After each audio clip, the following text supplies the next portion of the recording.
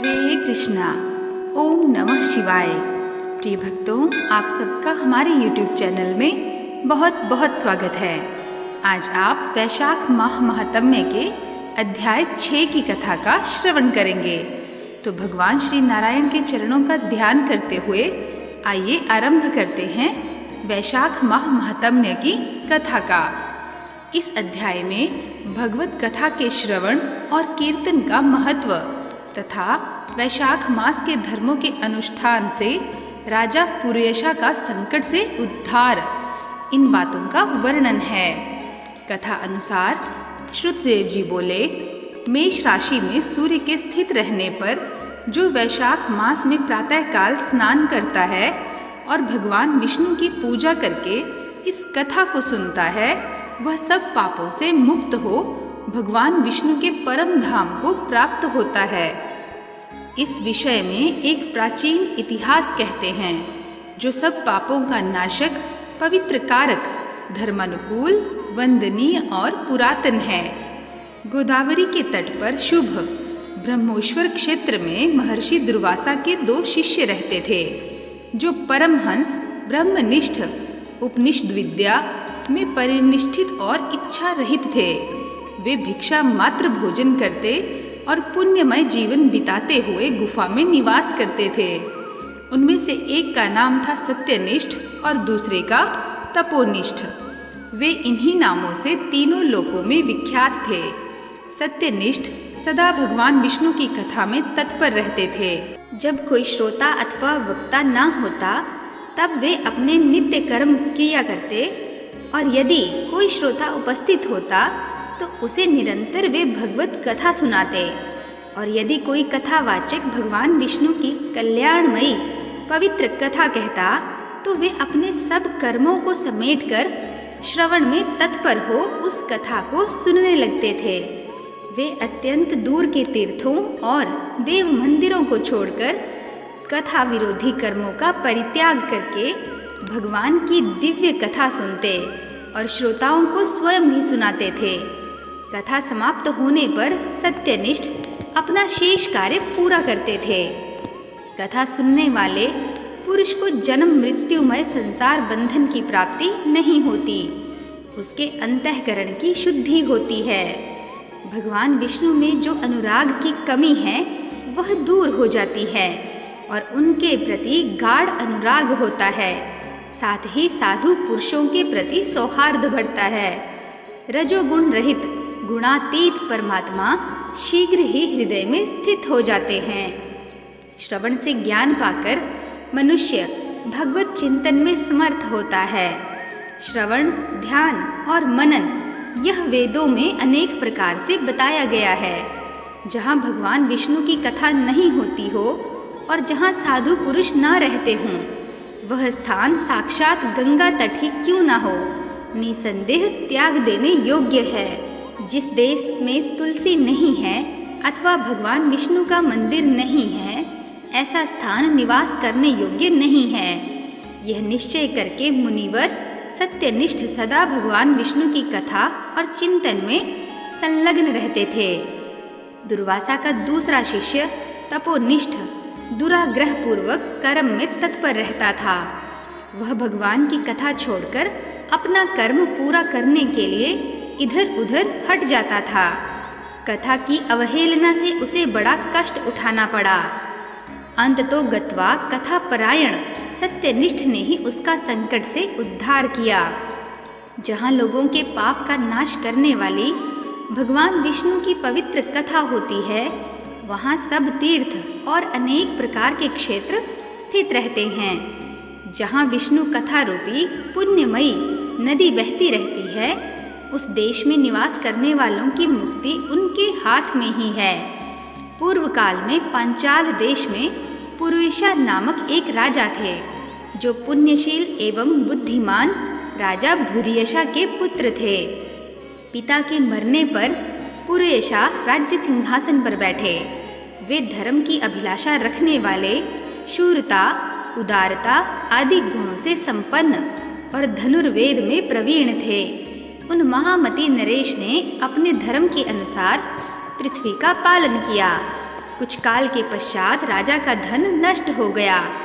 हाथी और घोड़े बड़े बड़े रोगों से पीड़ित होकर मर गए।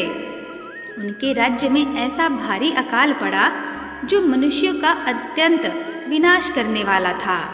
पांचाल नरेश राजा पुरेशा को निर्बल जानकर उनके शत्रुओं ने आक्रमण किया और युद्ध में उनको जीत लिया। तदनंतर पराजित हुए राजा ने अपनी पत्नी शिखिणी के साथ पर्वत की कंदरा में प्रवेश किया। साथ में दासी आदि सेवक गण भी थे। इस प्रकार छिपे रहकर राजा मन ही मन विचार करने लगे कि मेरी यह क्या अवस्था हो गई। मैं जन्म और कर्म से शुद्ध हूँ, माता और पिता के हित में तत्पर रहा हूँ, गुरु भक्त, उदार, ब्राह्मणों का सेवक, धर्मपरायण, सब प्राणियों के प्रति दयालु, देव पूजक और जितेंद्रिय भी हूँ। फिर किस कर्म से मुझे यह विशेष दुख देने वाली दरिद्रता प्राप्त हुई है? किस कर्म से मेरी पराजय हुई और किस कर्म के फलस्वरूप मुझे यह वनवास मिला है? इस प्रकार चिंता से व्याकुल होकर राजा ने खिन्न चित्त से अपने सर्वज्ञ गुरु मुनि श्रेष्ठ याज और उपयाज का स्मरण किया।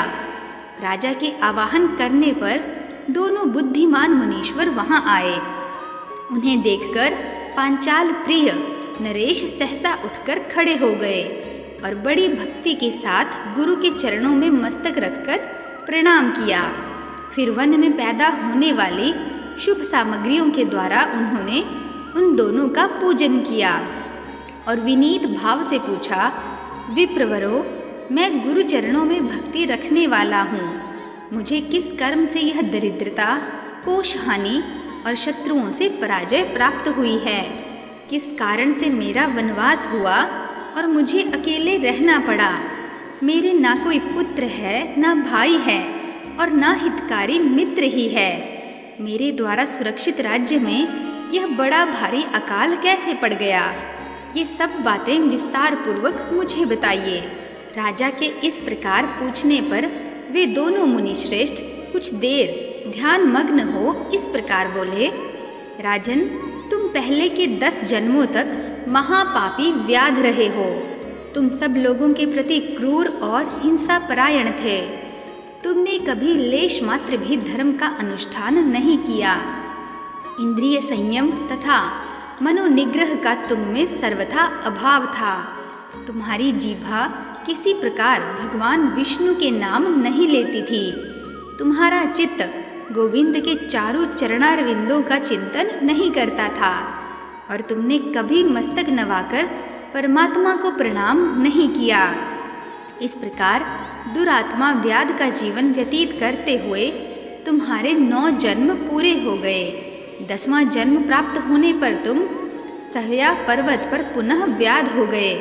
वहाँ सब लोगों के प्रति क्रूरता करना ही तुम्हारा स्वभाव था। तुम मनुष्यों के लिए यम के समान थे, दयाहीन, शस्त्रजीवी और हिंसा परायण थे।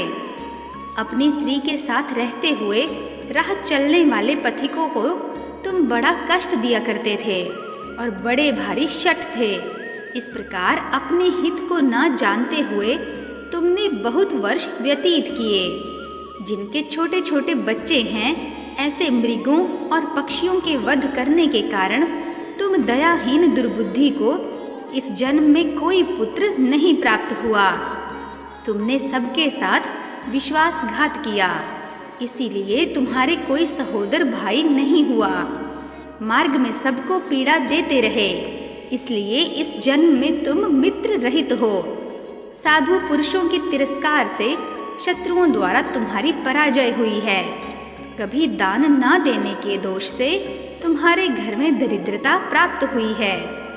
तुमने दूसरों को सदा उद्वेग में डाला, इसलिए तुम्हें दुस्सह वनवास मिला। सबके अप्रिय होने के कारण तुम्हें असहनीय दुख मिला है। तुम्हारे क्रूर कर्मों के फल से ही इस जन्म में मिला हुआ राज्य भी छिन गया है। वैशाख मास की गर्मी में तुमने सर्वार्थ वश एक दिन एक ऋषि को दूर से तालाब बता दिया था और हवा के लिए पलाश का एक सूखा पत्ता दे दिया था। बस जीवन में इस एक ही पुण्य के कारण तुम्हारा यह जन्म परम पवित्र राजवंश में हुआ है।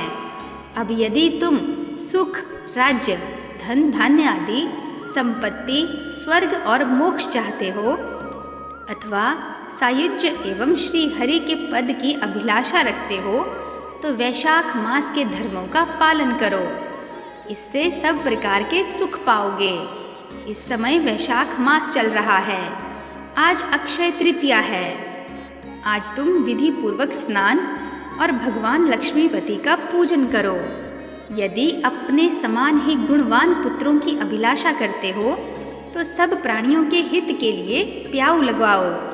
इस पवित्र वैशाख मास में भगवान मधुसूदन की प्रसन्नता के लिए यदि तुम निष्काम भाव से धर्मों का अनुष्ठान करोगे तो अंतःकरण शुद्ध होने पर तुम्हें भगवान विष्णु का प्रत्यक्ष दर्शन होगा।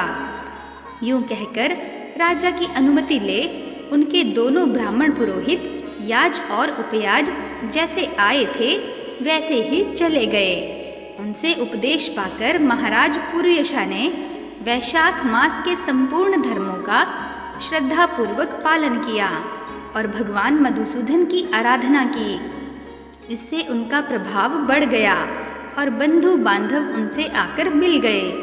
तत्पश्चात वे मरने से बची हुई सेना को साथ ले बंधुओं सहित पांचाल नगरी के समीप आए। उस समय पांचाल राजा के साथ राजाओं का पुनः संग्राम हुआ। महारथी पुरुयशा ने अकेले ही समस्त महाबाहु राजाओं पर विजय पाई। विरोधी राजाओं ने भागकर विभिन्न देशों के मार्गों का आश्रय लिया। विजयी पांचाल राज ने भागे हुए राजाओं के कोष 10 करोड़ घोड़े, 3 करोड़ हाथी, 1 अरब रथ, 10,000 ऊंट और 3 लाख खच्चरों को अपने अधिकार में करके अपनी पुरी में पहुंचा दिया। वैशाख धर्म के महात्म्य से सब राजा भग्न मनोरथ हो पुरुयशा को कर देने वाले हो गए और पांचाल देश में अनुपम सुकाल आ गया। भगवान विष्णु की प्रसन्नता से इस वसुधा पर उनका एक छत्र राज्य हुआ और गुरुता, उदारता आदि गुणों से युक्त उनके 5 पुत्र हुए जो धृष्टकीर्ति, धृष्टकेतु, धृष्टद्युम्न, विजय और चित्रकेतु के नाम से प्रसिद्ध थे। धर्म पूर्वक प्रतिपालित होकर समस्त प्रजा राजा के प्रति अनुरक्त हो गई। इससे उसी क्षण उन्हें वैशाख मास के प्रभाव का निश्चय हो गया। तब से पांचाल राज भगवान विष्णु की प्रसन्नता के लिए वैशाख मास के धर्मों का निष्काम भाव से बराबर पालन करने लगे। उनके इस धर्म से संतुष्ट होकर भगवान विष्णु ने अक्षय तृतीया के दिन उन्हें प्रत्यक्ष दर्शन दिए। तो प्रिय भक्तों, आप सब भी प्रेम से बोलिए ओम नमो भगवते वासुदेवाय। आशा करती हूँ कि मेरे द्वारा सुनाई गई यह कथा आपको अत्यंत पसंद आई होगी। यदि आपको यह कथा पसंद आई हो तो चैनल को लाइक, शेयर तथा सब्सक्राइब अवश्य कीजिएगा तथा कमेंट्स में जय श्री कृष्णा अवश्य लिखिएगा। मिलते हैं नेक्स्ट वीडियो में।